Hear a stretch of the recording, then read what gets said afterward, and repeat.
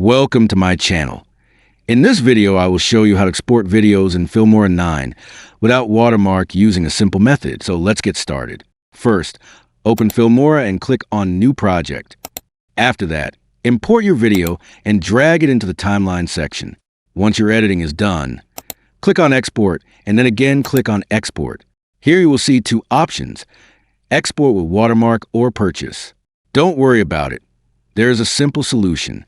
Now close this window, then go to your profile section inside Filmora. From here, click on Refer a Friend and then click on Invite. You will get a referral link.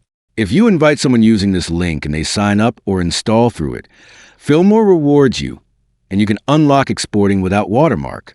This is an official method provided by Filmora to get benefits without purchasing immediately.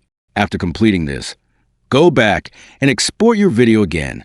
And now you'll be able to export it without Watermark depending on the reward you received. So that's it.